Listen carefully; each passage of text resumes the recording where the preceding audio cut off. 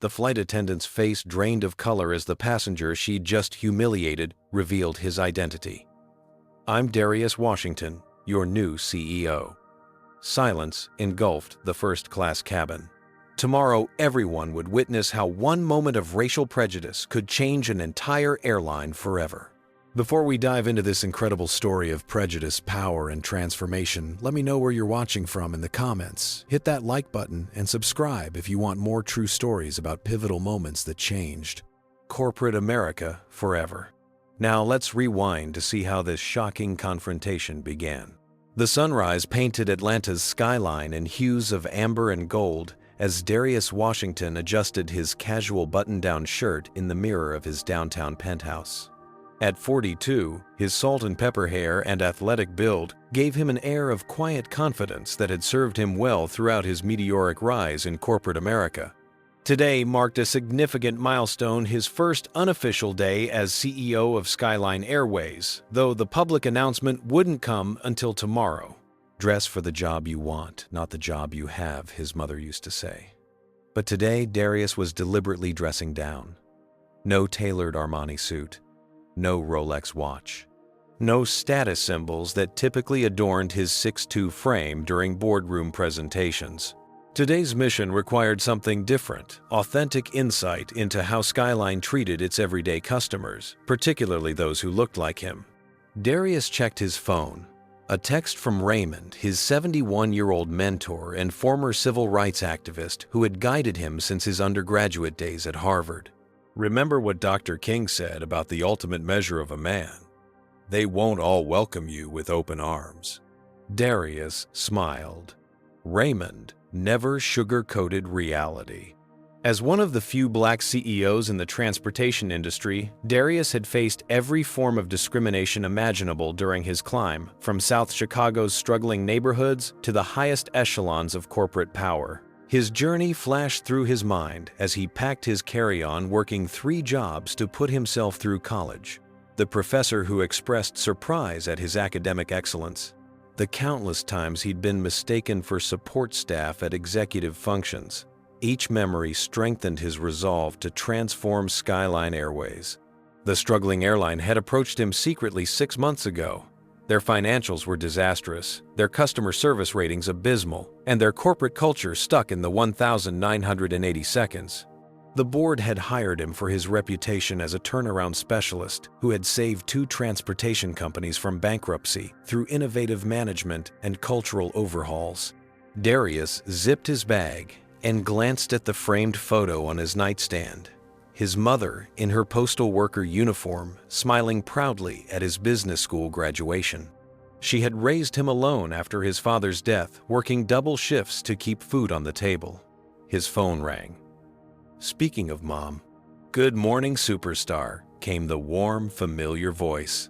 "Morning, Mom. Just getting ready for my reconnaissance mission." "You still planning to fly incognito before your official start date?" "Absolutely. Can't fix problems I can't see. The board thinks I'm crazy, but I need to experience Skyline as a regular customer. Just be careful. Some folks get mighty uncomfortable when they see people like us in first class," she cautioned. "That's exactly what I need to know," Darius replied. "If there's systemic bias in customer service, I want to experience it firsthand. Can't address what the executive reports don't show." "Always my little detective," she laughed. "Just remember your promise." "I know, Mom. Maintain my integrity, no matter how high I climb. And remember that true leadership is about lifting others up, not just avoiding falling down." After hanging up, Darius reviewed his personal goals for Skyline Airways one more time. Beyond the financial turnaround he envisioned, making it the industry's most inclusive airline, a place where employees and customers of all backgrounds felt valued. The transformation would be challenging, but if successful, it could become a case study in how diversity drives business success. With one final glance around his apartment, Darius grabbed his luggage and headed for the door. Today, he wasn't Darius Washington, the celebrated Harvard MBA, the turnaround specialist, or the soon-to-be CEO. Today, he was just another black man boarding a flight about to experience his own airline through an unfiltered lens. Little did he know, that this one flight would become the catalyst for everything that followed. Atlanta International Airport buzzed with its usual frenetic energy as Darius wheeled his carry-on toward Skyline Airways check-in counters. He immediately noticed the first operational inefficiency. Only 3 of the 8 stations were staffed despite the long queue snaking through the terminal. Passengers shifted impatiently from foot to foot, checking watches and sighing dramatically. Darius positioned himself in line, slipping his CEO observation mode into full gear. The elderly black couple ahead of him had been standing for nearly 20 minutes, the woman leaning heavily on her cane. Not a single Skyline employee had offered them a seat or suggested priority boarding assistance. "This is ridiculous," the man muttered to his wife. "We fly Delta next time." Darius discreetly tapped notes into his phone app. Priority services for elderly, disabled, inconsistently applied. Staff seems unaware of customer discomfort. When Darius finally reached the counter, the agent's welcoming smile faltered momentarily as she looked up from his ID. Her eyes darted between his face and his first-class ticket with poorly concealed surprise. "First class to Chicago," she asked her tone, suggesting a question rather than a confirmation. "That's correct," Darius responded pleasantly. "And how did you acquire this ticket, sir?" The emphasis on acquire wasn't subtle. "I purchased it online." "Like most passengers," he answered calmly, watching her reaction. The agent scrutinized his ID again. "I'll need to see the credit card used for this purchase." Behind him, Darius could hear another agent cheerfully checking in a white passenger. "We've gone ahead and upgraded you to first class, Mr. Peterson. Thanks for your loyalty to Skyline." Darius turned slightly, noting that the passenger's loyalty card appeared identical to the one he'd been using for years. Executive Platinum status, the airline's highest tier. After providing his credit card and watching the agent's reluctant validation of his ticket, Darius collected his boarding pass.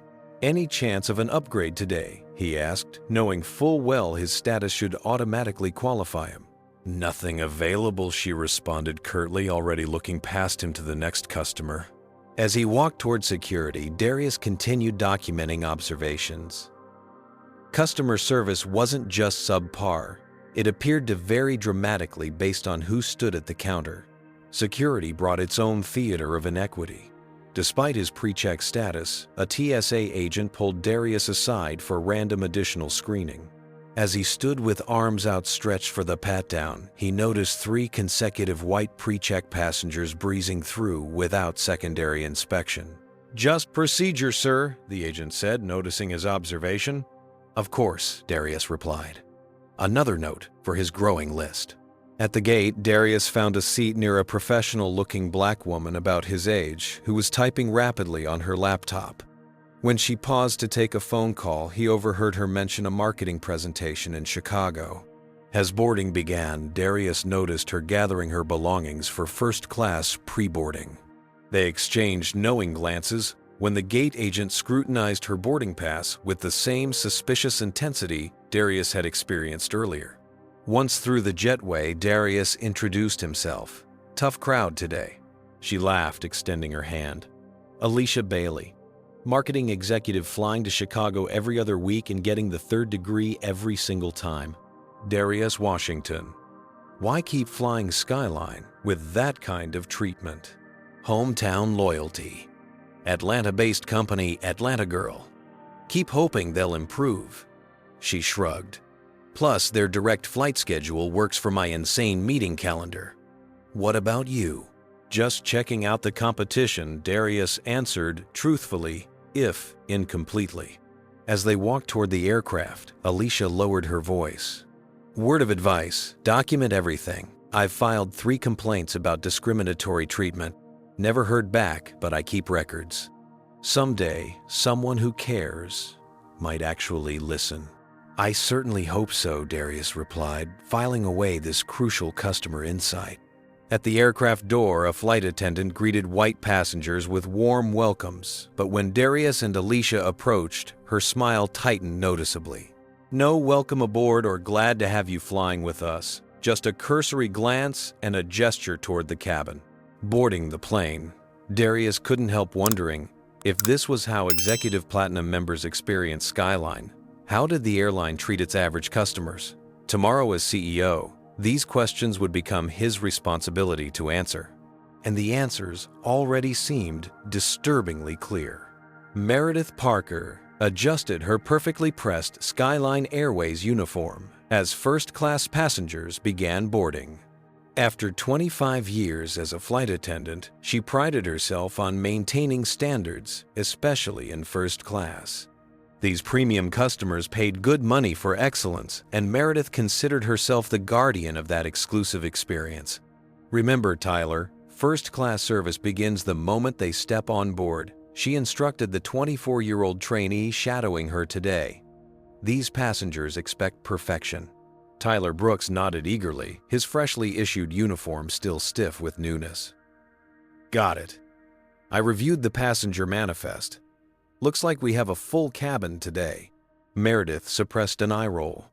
These young flight attendants were always so enthusiastic, but lacked her refined sense of who truly belonged in first class. In her view, standards had slipped considerably since Skyline started upgrading just anybody with status points. Just follow my lead, she said, positioning herself at the cabin entrance. Her financial worries nagged at the edges of her consciousness as she greeted the first passengers. The divorce 3 years ago had decimated her savings, and younger flight attendants were getting promoted to international routes while she remained stuck on domestic. The airline claimed they wanted fresh perspectives in leadership positions, a thinly veiled excuse for sidelining experienced staff like herself. As passengers filed in, Meredith warmly welcomed the regulars. She recognized Mr. Greenfield, the investment banker, who always ordered scotch before takeoff, Mrs.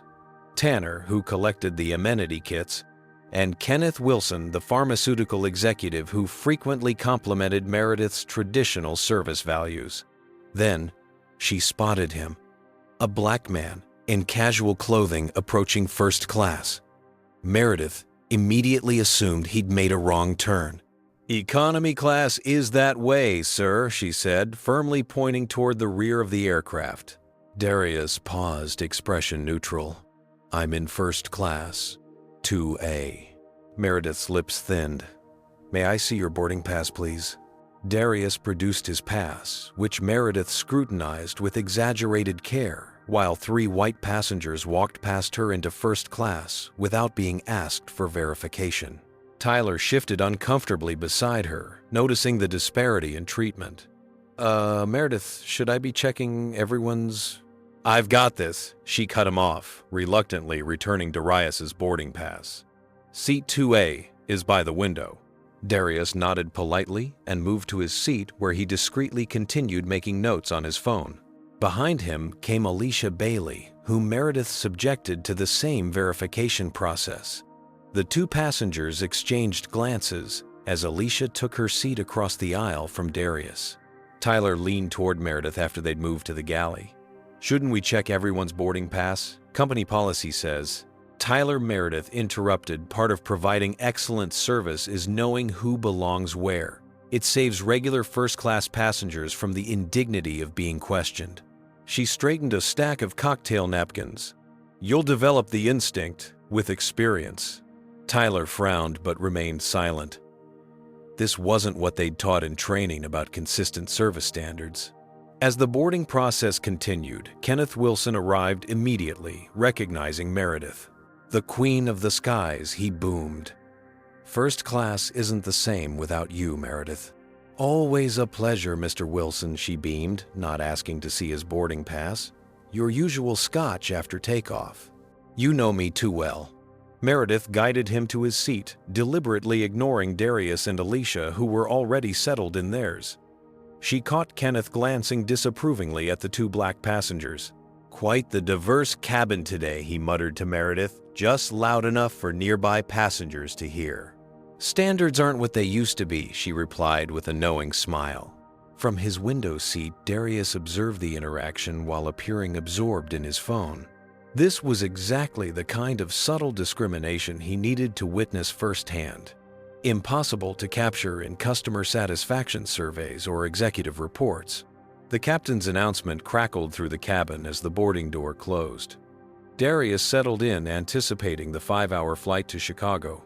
He hadn't expected to gather such compelling evidence of bias before they'd even left the gate. The question now was how much more he would witness before they reached their destination, and what exactly he would do about it. Tyler returned to the first-class cabin, offering pre-departure beverages with a genuine smile that he extended equally to every passenger. A small act of professionalism that stood in stark contrast to his mentor's behavior. The real test of Skyline service culture, Darius knew, was just beginning. The fasten seatbelt sign had barely turned off when the inconsistencies in service became glaringly obvious. Kenneth Wilson received his scotch without asking, while other first-class passengers raised their call buttons to request beverages. Meredith efficiently served the white passengers before making her way to the remaining travelers. Darius patiently waited his turn, observing the systematic pattern in her service route. When Meredith finally approached his row, she asked Alicia for her drink order but then moved to the next row without acknowledging Darius. After 15 minutes, Darius pressed his call button. Meredith visibly sighed before returning to his seat. Yes, she asked, her tone noticeably cooler than the one she'd used with other passengers. "I'd like a sparkling water with lime, please," Darius requested politely. "We're quite busy with meal preparation." "I'll get to it when I can," she replied before walking away without turning off his call button. Alicia caught Darius's eye and subtly shook her head in shared understanding. 20 minutes passed. Every other passenger had received their requested beverages. Darius's call button remained unanswered. He pressed it again. This time, Tyler approached. "I'm so sorry about the wait, sir. What can I get for you?" "Sparkling water with lime, please," Darius repeated. Right away, Tyler assured him, returning promptly with a drink. Meredith noticed and pulled Tyler aside in the galley. Their hushed conversation was just audible from the first row. "Don't jump every time they press the button. It teaches them to be demanding." But he waited 20 minutes. Tyler protested quietly. "Some people need to learn patience," Meredith replied, loud enough for several passengers to hear. "Have you ever experienced or witnessed this kind of treatment on an airplane? Comment number 1 if you've seen flight attendants treat certain passengers differently, or number 2 if you've always received equal service, regardless of your appearance. Don't forget to like this video and subscribe to see how this shocking situation unfolds." The meal service proceeded with the same pattern of differentiated treatment. Kenneth received extra attention, with Meredith inquiring if his steak was cooked to perfection. When she reached Darius, she wordlessly placed his meal tray down and moved on without offering the bread selection or asking about his entree preference. Midway through the flight, Darius stood to use the first-class lavatory. Both were vacant, with their unoccupied signs clearly displayed. As he approached, Meredith stepped into his path. "The economy-class lavatories are available toward the rear of the aircraft," she stated firmly. Several first-class passengers looked up, watching the interaction unfold. "I'm aware," Darius responded calmly. "However, as a first-class passenger, I'm using the first-class lavatory." Meredith's eyes narrowed. "These facilities are currently being cleaned." "Both of them?" With their vacant signs illuminated, Darius asked, his tone remaining measured despite the obvious fabrication. From her seat, Alicia discreetly began recording the interaction on her phone. "Sir, I need you to return to your seat or proceed to the economy lavatories," Meredith insisted, her voice rising. "You're being confrontational." "I'm simply requesting access to the amenities included with my first-class ticket," Darius clarified, noting how several passengers were now openly staring. "Is there a problem here?" Kenneth Wilson interjected, approaching from his seat. "Meredith, is this passenger bothering you?" "Mr. Wilson, this doesn't involve you," Darius stated firmly. "I think it does when someone is disrupting the first-class experience," Kenneth replied. "Some of us are regular first-class flyers who value certain standards." The coded language wasn't subtle. Tyler appeared from the galley looking concerned. "The lavatories are available, Meredith," he said quietly. No cleaning is scheduled during this flight. Stay out of this, Tyler Meredith snapped before turning back to Darius. Sir, your behavior is becoming disruptive. My behavior? Darius asked incredulously. I've simply requested the same service other passengers have received without question. Perhaps you're unfamiliar with first-class protocols, Meredith suggested condescendingly. Actually, Darius replied, his patience finally wearing thin. I'm extremely familiar with how first-class passengers should be treated. What's your employee number, Meredith? You want my employee number, she scoffed, pointing to her name tag. M. Parker, 45729. Go ahead and complain. Nothing will come of it. The cabin had fallen completely silent as passengers watched the confrontation escalate. I'm not filing a complaint, Meredith, Darius said quietly. But you should know that I'm Darius Washington, Skyline Airways' new CEO starting tomorrow. The color drained from Meredith's face as stunned murmurs rippled through the cabin. Kenneth Wilson stepped back suddenly, finding great interest in his shoes. That's impossible, Meredith stammered. The CEO is Robert Alderman, who retired last month, Darius completed. The board has kept my appointment confidential until tomorrow's official announcement. Tyler's eyes widened in recognition. You're the executive in the memo that came through this morning. I saw your photo in the staff bulletin. Kenneth Wilson attempted to interject Mr. Washington. I was simply trying to help maintain order.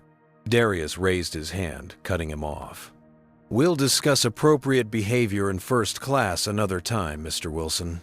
Right now, I'd like to use the lavatory that comes with my ticket.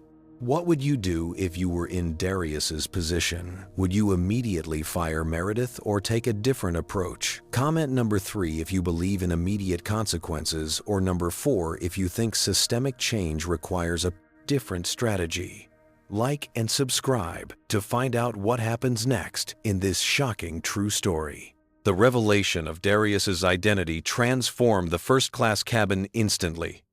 Meredith stood frozen, her face cycling through expressions of disbelief, horror, and mortification. The silence that had fallen over the passengers was thick enough to cut with the plastic knives from their meal trays. You can't be, Meredith finally managed, her voice barely above a whisper. I need to see some identification. I don't actually owe you that, Darius replied evenly, but since verification seems to be your primary concern today. He reached for his wallet and produced his corporate ID along with a business card bearing Skyline Airways logo and his name alongside Chief Executive Officer. Tyler, who had been standing nearby, leaned forward to confirm. It's him, Meredith. That's the photo from this morning's executive announcement preview. Meredith's hand trembled as she reached for the lavatory door. Sir, I apologize for the misunderstanding. Please let me. No misunderstanding occurred, Darius stated firmly. What happened was a pattern of discriminatory service that I've observed since boarding. We'll discuss this further after we land. As Darius entered the lavatory, the cabin erupted in hushed conversations. Kenneth Wilson immediately changed seats, distancing himself physically from his previous comments. Several passengers who had witnessed the entire interaction began sharing details through text messages and social media. Alicia approached Darius when he returned to his seat. I got most of it, she said quietly, showing him the video recording on her phone. Not just for evidence, though, it certainly is that. This needs to be part of training about what not to do. I appreciate your foresight, Darius replied.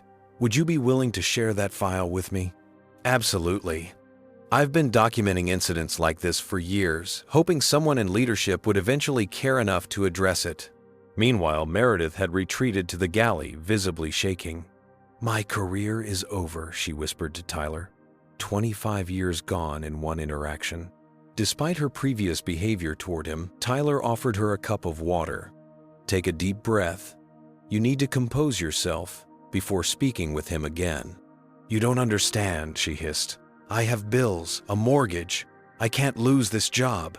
It was just a misunderstanding. I treat everyone the same way. Tyler shook his head slightly but remained supportive. Let's focus on providing excellent service for the remainder of the flight. That's all we can control right now. In the cockpit, the lead flight attendant had informed Captain James Roberts about the situation. The 60-year-old pilot frowned deeply as he processed the information.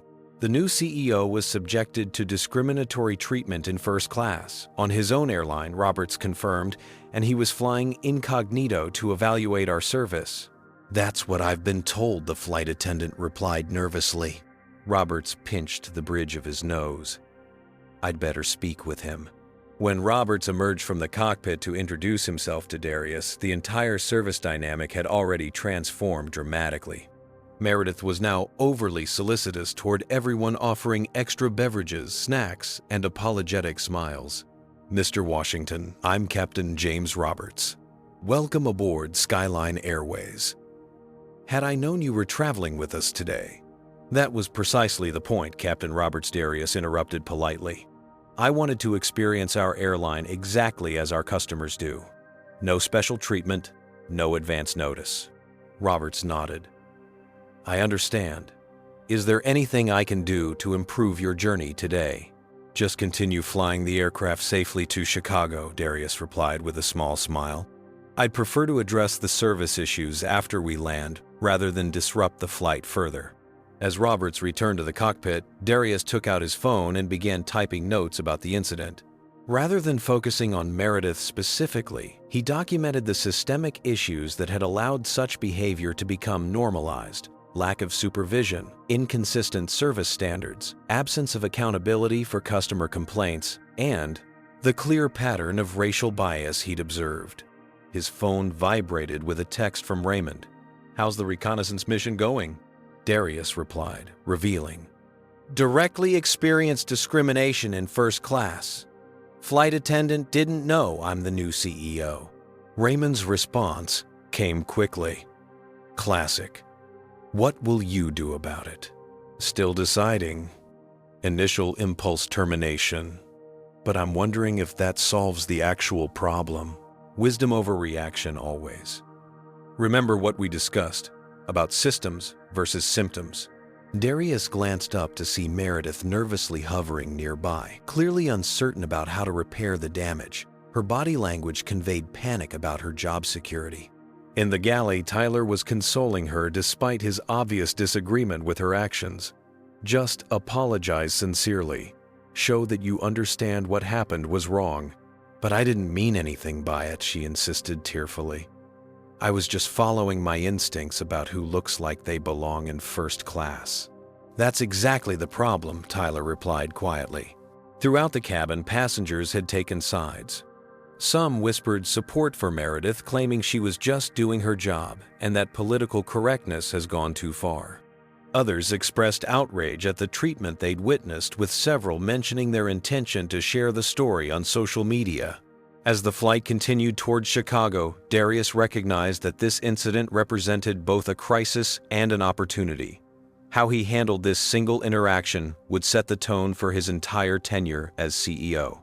It would reveal his leadership philosophy to every employee, customer, and shareholder watching. The easy path would be punitive action against one flight attendant. The harder, more meaningful approach would require addressing the cultural issues that had allowed such behavior to become acceptable in the first place. Darius closed his eyes briefly, thinking of his mother's words about true leadership. By the time the captain announced their initial descent into Chicago, he had formulated a plan that went far beyond the fate of one flight attendant. The wheels touched down at Chicago O'Hare with a squeal of rubber against tarmac. As passengers gathered their belongings, the usual rush to deplane was tempered by lingering tension in the first-class cabin. Meredith stood rigidly by the exit, avoiding eye contact as passengers filed past. "Mr. Washington," she said quietly when Darius approached. "May I speak with you privately after deplaning?" "Captain Roberts, you and I will meet at the gate," Darius confirmed. "Please ask the Chicago station manager to join us as well." Word had spread quickly through Skyline's communication channels. As Darius stepped into the jet bridge, he spotted a woman in a crisp corporate uniform waiting anxiously at the gate. Victoria Lewis Skyline's regional director for Midwest operations had been summoned urgently from her office after being informed that the incoming CEO had experienced discriminatory treatment on board. "Mr. Washington," she called, extending her hand with a too bright smile. "Victoria Lewis, I cannot express how mortified we are about your experience today. I've already arranged a private lounge for your meeting, and HR is standing by for immediate termination proceedings." "Let's not get ahead of ourselves, Miss Lewis," Darius replied, shaking her hand firmly. "I'd like to hear from everyone involved before making any decisions." In the premium lounge, Captain Roberts and Meredith waited uncomfortably. Tyler had been asked to attend as well, standing nervously by the window. The young flight attendant had spent the final hour of the flight quietly apologizing to Alicia and other passengers for not intervening sooner. Once the door closed, Meredith immediately launched into her defense. "Mr. Washington, I want to sincerely apologize for any misunderstanding," she began, tears welling in her eyes. "It was never my intention to discriminate. I've been having a difficult time personally since my divorce 3 years ago, and the financial strain has been enormous. I sometimes get overwhelmed on busy flights." Ms. Parker, Darius interrupted gently. "I understand you're under personal pressure. Many of our employees are. However, I need to be clear, what happened today wasn't a misunderstanding. It was a pattern of discriminatory behavior that affected multiple passengers, not just me." Victoria Lewis interjected, "Sir, I've already pulled Miss Parker's personnel file. There have been 7 formal complaints about similar treatment of minority passengers over the past 18 months. All were dismissed due to lack of corroborating evidence." Meredith paled. Those situations were completely different. Passengers sometimes play the race card when they don't get exactly what they want. Captain Roberts winced at her choice of words. "Meredith, that's not helping your case." Darius observed her carefully. "Miss Parker, how long have you worked for Skyline Airways?" 25 years this October," she replied, straightening slightly with pride despite her distress. "And in those 25 years, has anyone in management ever directly addressed concerns about differential treatment of passengers based on race?" Meredith hesitated. "There was mandatory diversity training 3 years ago, a 1-day workshop, which everyone treated as a joke," Tyler added quietly. "People slept through the videos or did crossword puzzles. There were no follow-ups or accountability measures." Victoria Lewis shifted uncomfortably. "I can assure you that Skyline takes these matters very seriously, Mr. Washington. We have a zero-tolerance policy for discrimination. A policy without enforcement isn't policy, Miss Lewis, it's public relations," Darius replied.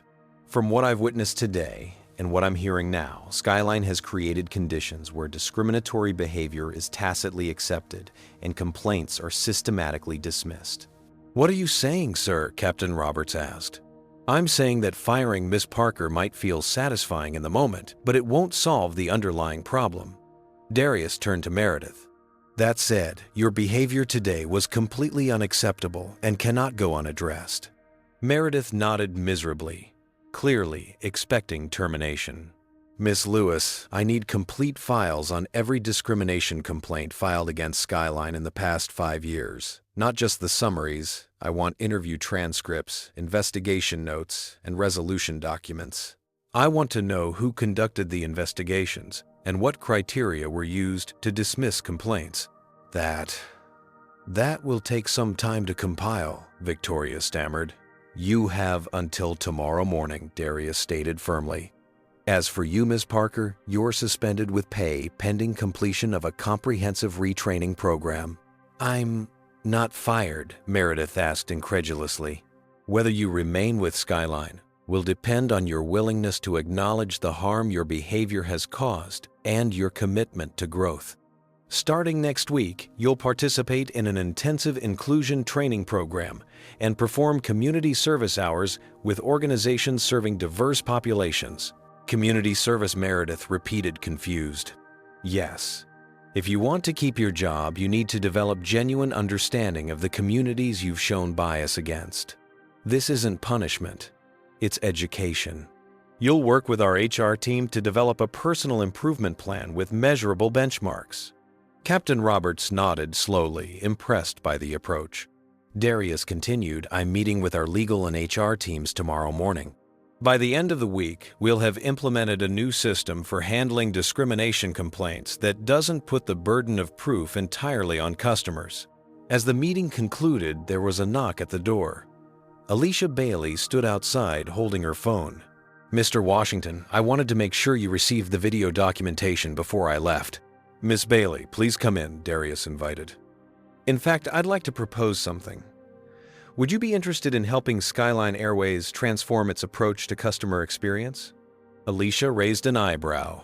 In what capacity? As a special advisor. Your marketing background, combined with your experiences as a frequent flyer, gives you unique insight. Plus, he added with a slight smile, anyone who documents discriminatory treatment in hopes of creating systemic change clearly cares about improving conditions, not just complaining about them. That's not what I expected when I boarded this flight this morning, Alicia replied thoughtfully. Neither did I, Darius acknowledged. But transformative change rarely happens according to schedule. Sometimes it takes a catalyzing incident to accelerate necessary evolution. As Victoria escorted Meredith out to process her suspension paperwork, Darius turned to Tyler. You tried to do the right thing today even when it was difficult. That's exactly the kind of moral courage Skyline needs going forward. The young flight attendant straightened. Thank you, sir. I just wish I'd spoken up sooner. We all do, Darius replied. But what matters now is where we go from here. The gleaming glass tower of Skyline Airways' Chicago headquarters reflected the morning sunlight as Darius Washington strode through the revolving doors at precisely 8:00 a.m. The security guard did a double take initially, moving to stop him before recognizing the face from the company-wide email sent the previous evening. Good morning, Mr. Washington, the guard said hastily, printing a temporary access badge. Congratulations on your appointment. Thank you, Darius replied, accepting the badge. Looking forward to working with everyone here.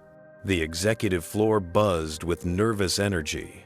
Administrative assistants whispered behind cupped hands, and middle managers straightened their posture as Darius passed. News of yesterday's incident had spread through the company like wildfire, with versions ranging from relatively accurate to wildly exaggerated. Darius's executive assistant, Miranda Chen, waited by his office door. Good morning, sir. The board and executive leadership team are assembled in the main conference room as requested. Miss Lewis delivered the discrimination complaint files at 6:30 this morning. They're organized on your desk. Thank you, Miranda. Please have HR Director Johnson and Legal Counsel Rivera meet me in 5 minutes to review before the main meeting. Inside his office, Darius found 5 thick binders labeled by year. A quick scan confirmed his suspicions hundreds of discrimination complaints had been filed with less than 2%, resulting in any corrective action. Most were dismissed for insufficient evidence or subjective interpretation. Tamara Johnson, the 45-year-old HR director and one of the few black executives at Skyline, arrived promptly with Miguel Rivera, the company's chief legal counsel. These numbers are disturbing, Darius began without preamble. How has this pattern continued for so long without raising red flags? Tamara sighed heavily. I've been raising those flags for 3 years, Mr. Washington. My quarterly reports consistently highlight discrimination patterns, but they've been deemed statistically insignificant by previous leadership. And from a legal standpoint, Darius asked, turning to Miguel. We've settled 17 discrimination lawsuits in the past 5 years, Miguel admitted, all with non-disclosure agreements. The previous administration viewed it as a cost of doing business rather than a fundamental problem to solve. Armed with this context, Darius entered the main conference room where 20 executives waited anxiously. Several faces he recognized from research. Others were new. The mixture of expressions ranged from openly welcoming to barely disguised hostility. Good morning, Darius began setting his materials on the table. I had planned a different introduction for my first day, but circumstances have necessitated a change in approach. Franklin Pierce, a 67-year-old board member with silver hair and an expensive suit, leaned forward. Before you begin, Mr. Washington, several of us have concerns about your handling of yesterday's incident. I'm listening, Darius replied evenly. Frankly, it seems you orchestrated a situation to embarrass the company. Flying incognito, provoking a confrontation with a veteran employee, then using your position to push a personal agenda. Pierce's tone was accusatory. Some might call it entrapment. Several executives nodded in agreement, while others looked uncomfortable. Mr. Pierce, I boarded that flight as a regular passenger to experience our service firsthand, Darius replied calmly. I didn't provoke anything. I simply requested the same treatment afforded to white passengers. Playing the race card already, Pierce scoffed. Franklin Tamara Johnson interjected sharply. It's all right, Miss Johnson, Darius said. Mr. Pierce's comment actually perfectly illustrates our core problem. He opened his laptop and projected a series of charts onto the screen. These are discrimination complaints filed against Skyline Airways over the past 5 years, categorized by type resolution and demographic data. The room fell silent as executives absorbed the stark visual representation of the problem. This isn't about a single flight attendant having a bad day, Darius continued. It's about a systemic failure to maintain consistent service standards across all passenger demographics. It's about a complaint system that dismisses legitimate concerns. And ultimately, it's about a corporate culture that views discrimination as a PR problem rather than a fundamental business failure.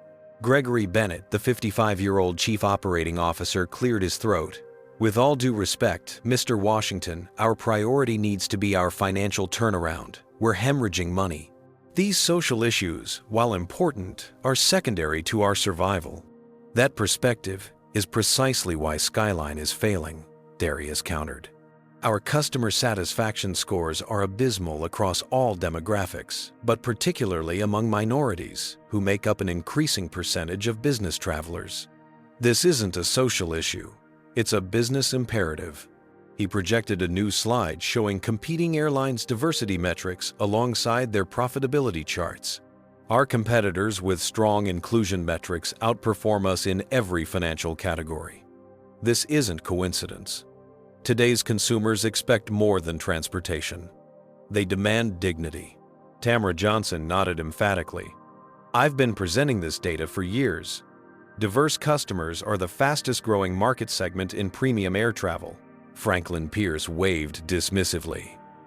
So, you're suggesting we prioritize catering to minority customers over maintaining the standards our traditional clientele expects. I'm stating that maintaining different standards for different customers based on race isn't just morally wrong, it's financially suicidal, Darius replied. He outlined his comprehensive transformation plan, mandatory bias training with real accountability, revised service protocols, new hiring practices focused on diversity, and a complete overhaul of the complaint investigation process. Additionally, he announced, I've appointed Alicia Bailey as Special Advisor for Inclusive Customer Experience. She'll be conducting independent service evaluations and helping redesign our training programs. You've hired an outsider based on a single interaction? Gregory Bennett asked incredulously. I've engaged an experienced marketing executive who has documented years of inconsistent service as a frequent flyer. Her perspective will be invaluable. Franklin Pierce slammed his hand on the table. This is outrageous. You're completely overreacting to one isolated incident. The data in front of you proves it's not isolated, Darius responded. These changes are non-negotiable. Then several of us will have no choice but to resign in protest, Pierce threatened, looking around for support. I accept your resignation effective immediately, Darius stated, calmly surprising the room. Anyone else who feels they cannot support a culture of inclusion and accountability is welcome to follow Mr. Pierce's example. 3 other executives stood alongside Pierce, including Gregory Bennett. I'll have security escort you to collect your belongings, Darius continued unmoved. Your severance packages will reflect standard terms for voluntary resignation. As the resigning executives left in stunned silence, Darius turned to the remaining leadership team. Starting today, Skyline Airways has a zero-tolerance policy for discrimination that will be consistently enforced at every level. We're implementing bias training, revising service protocols, and creating transparent accountability metrics. Every executive's compensation will be tied to improvement in these areas. He paused, surveying the room. This is not optional, and it's not negotiable. If you're not committed to creating an airline where every customer receives excellent service regardless of their appearance, background, or identity, then Skyline is no longer the right place for you. The remaining executives shifted in their seats, some nodding in agreement, others looking uncertain but unwilling to join the exodus. The press announcement of my appointment goes out in 30 minutes, Darius continued. It will include our commitment to transformative change. By market close today, shareholders will know exactly what kind of company Skyline Airways intends to become. As the meeting concluded, Tamara Johnson approached Darius privately. That was 20 years overdue, she said quietly. But are you concerned about the board's reaction? Pierce has allies. The board hired me to save this airline, Darius replied. I explained my approach during the interview process. Those who objected were outvoted. He glanced at his watch. Now, let's get to work. We have an airline to transform. 3 months after Darius Washington's revelation on Flight 1157, Skyline Airways pulsed with the energy of reinvention. The gleaming terminal displays showcased the airline's new slogan, Skyline for Everyone, part of Alicia Bailey's comprehensive rebranding campaign that had garnered attention throughout the industry. Meredith Parker stood nervously at the front of the Employee Training Center facing 30 new flight attendant recruits from diverse backgrounds. The past 12 weeks had profoundly changed her perspective. After initially approaching her suspension with resentment, the intensive training program and community service had gradually opened her eyes to unconscious biases she'd never acknowledged. When I began my career with Skyline, customer service meant something different, she explained to the attentive trainees. We focused on rigid procedures rather than human connection. Worse, I developed assumptions about who belonged in premium cabins based on appearance. She paused, emotion briefly overcoming her. Those assumptions cost me my dignity and nearly my career. More importantly, they caused real harm to countless passengers who deserved better. Tyler Brooks, now promoted to Diversity Ambassador within the Flight Crew Training Program, nodded encouragingly from the back of the room. Their relationship had evolved from antagonistic to genuinely collaborative as Meredith embraced change rather than resisting it. Across the company, similar transformations were unfolding. Customer satisfaction scores had initially dipped during the transitional period, but had rebounded dramatically across all demographic groups. For the first time in 5 years, Skyline's Net Promoter Score among minority passengers had reached parity with its overall average. In the executive boardroom, Darius reviewed quarterly performance metrics with his leadership team, many faces now new, following the departures after his first day. Our on-time performance has improved 8%, reported the new COO, Gabriela Morales. Complaint rates are down 23% overall and 47% regarding discriminatory treatment. Tamara Johnson, recently promoted to Executive Vice President of Employee Experience, smiled. Our blind resume review process has increased diversity in hiring by 34% without lowering qualification standards. In fact, our new hires have higher average education levels than previous cohorts. Not all news was positive. The stock price had initially plummeted 11% following announcements of Darius's transformation plans. Several major institutional investors had expressed concern about the distraction from core business fundamentals. However, over the subsequent weeks, as operational improvements became evident and positive press coverage mounted, the share price had not only recovered but gained an additional 7%. Industry analysts who had initially criticized the approach were beginning to acknowledge its business logic. Southwest Airlines called yesterday, Alicia Bailey reported. They're interested in learning more about our inclusive service training program. Apparently, our improved metrics have caught their attention. Even more surprising were the emails arriving from executives who had resigned in protest. 3 had requested meetings to discuss possible returns to the company, including Gregory Bennett, the former COO. Gregory called again this morning, Miranda informed Darius after the meeting. He says he's reconsidered his position and believes he could add value to the transformation process. Schedule 30 minutes next week, Darius replied. But be clear that returning would require a genuine commitment to our new values, not just lip service. The most unexpected development came when Kenneth Wilson, the pharmaceutical executive who had supported Meredith's discriminatory behavior on the fateful flight, requested a meeting with Darius.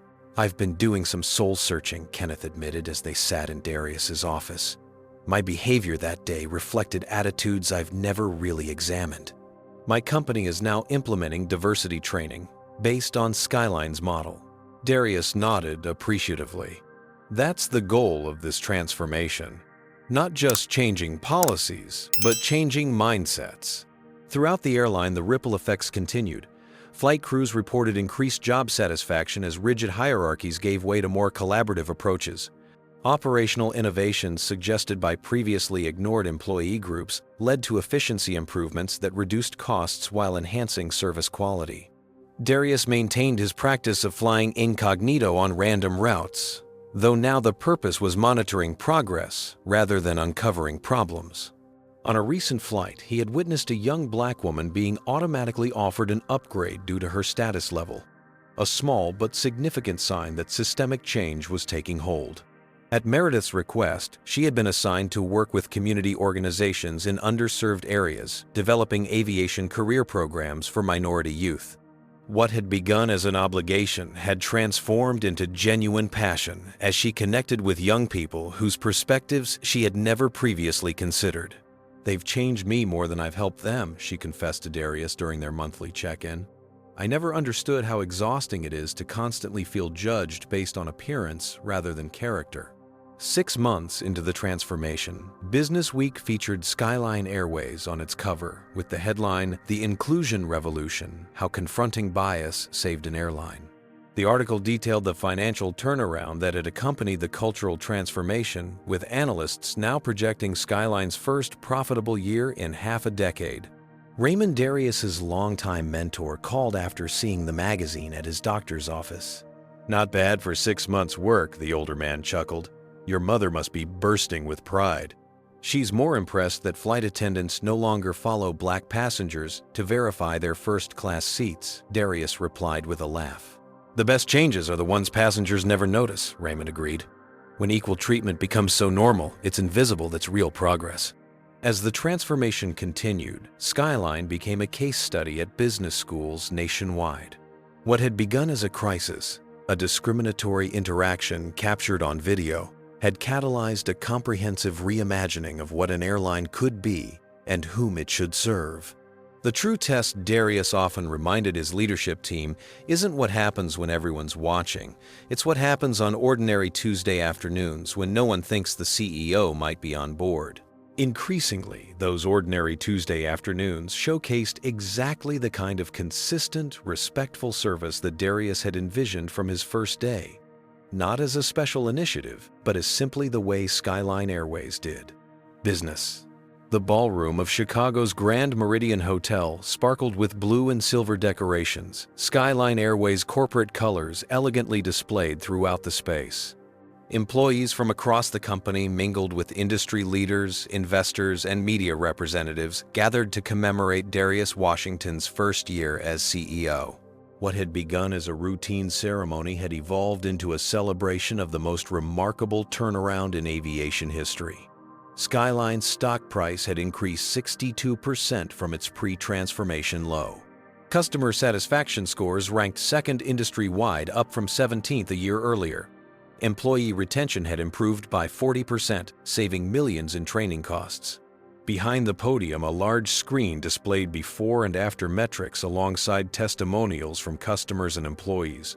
The centerpiece was a quote from Aviation Business Monthly. "Washington's insistence that inclusion drives profitability has transformed not just one airline, but challenged fundamental assumptions throughout the industry." Darius surveyed the room from a quiet corner, observing the diverse gathering with satisfaction.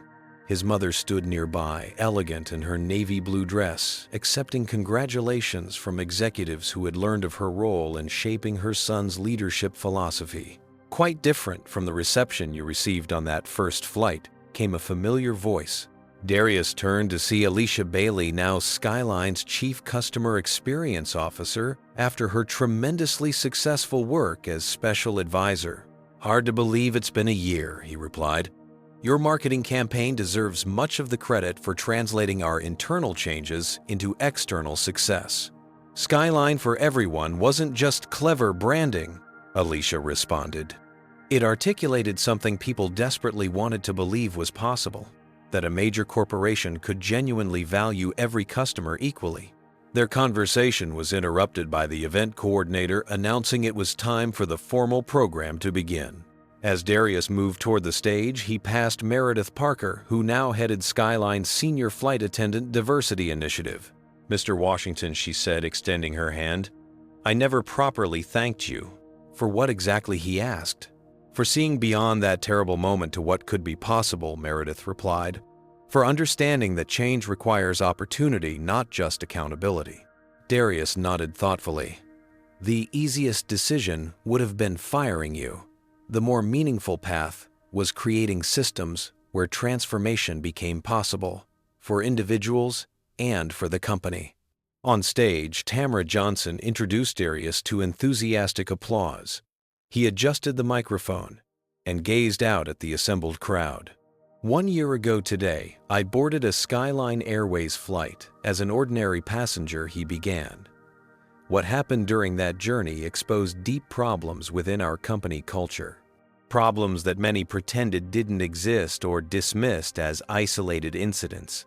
The room grew quiet as attendees recalled the viral video that had eventually leaked of Meredith confronting Darius before learning his identity. That moment could have ended one flight attendant's career. Instead, it launched the transformation of an entire industry. He gestured toward Meredith in the audience. "Miss, Parker's journey from that confrontation to her current leadership role exemplifies what's possible when we choose education over punishment, growth over cancellation." Darius outlined the company's remarkable financial results alongside its industry-leading inclusion metrics. He announced the formal establishment of the Washington Scholarship Fund for underprivileged youth interested in aviation careers, funded by the executive team donating 10% of their annual bonuses.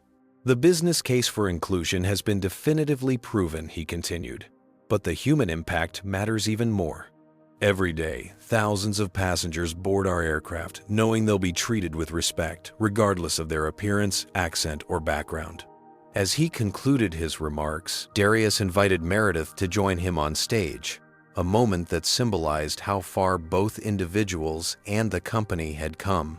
"Miss Parker and I had a very different interaction a year ago," Darius acknowledged as the audience chuckled nervously. "Today, she leads our most successful culture initiative and has personally mentored over 60 employees through their own journeys of growth and understanding." Meredith stepped to the microphone. "A year ago, I thought I knew what excellent service meant. I was wrong in ways that caused real harm to real people. The journey since then hasn't been easy, but it's been necessary and ultimately transformative." After the formal program concluded, Darius found a moment alone to call Raymond, who had been unable to attend due to health concerns. "Wish you could have been here," Darius told his mentor. "You predicted most of this." "Not the part about you becoming an industry icon," Raymond chuckled. "The CEO of United called me last week asking if I knew how to reach you. Seems they're interested in your approach." "The work isn't finished," Darius acknowledged. "But we've proven it's possible." Later that evening, Darius boarded a Skyline flight to Atlanta, again traveling as a regular passenger. The difference this time was immediate. The gate agent greeted every passenger with identical courtesy. On board, the flight attendant welcomed him to first class without a second glance at his boarding pass. As the aircraft lifted into the night sky, Darius reflected on the journey of the past year. What had begun as a shocking confrontation had catalyzed a transformation far beyond one airline. Companies across industries were now studying Skyline's approach, recognizing that genuine inclusion wasn't just morally right, but financially advantageous. The true victory wasn't just changing policies, but changing hearts and minds. The flight attendant who now efficiently served beverages didn't treat all passengers equally because she feared being caught on video or exposed to the CEO. She did so because Skyline had built systems and culture that made inclusion the natural way of doing business. As the flight cruised at altitude, Darius opened his laptop to review plans for year 2 of the transformation. The foundation had been built, but the work continued, creating an industry where that initial confrontation would become increasingly unimaginable to future generations of travelers and employees alike. This powerful story teaches us that true change requires addressing systems rather than just punishing individuals. Darius demonstrated exceptional leadership by recognizing that firing Meredith would have been easy but ineffective at solving the underlying issues. Instead, he implemented comprehensive cultural transformation while giving people opportunities to grow. The story highlights how racial bias often operates beneath conscious awareness, requiring education rather than just punishment. Meredith's journey from discrimination to understanding shows that meaningful change is possible when people are given structured opportunities to confront their biases.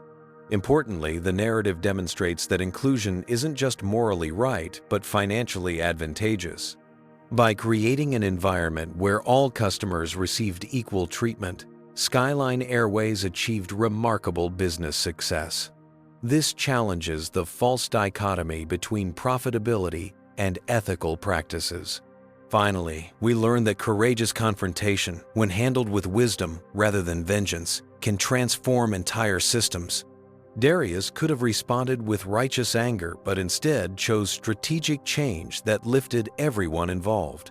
What biases might we all be carrying unconsciously? Have you witnessed discrimination and spoken up? Share your experiences in the comments below and let us know how you would have handled this situation if you were in Darius's position. Don't forget to like, subscribe, and share this video with someone who might benefit from this powerful lesson about confronting racism and creating positive change.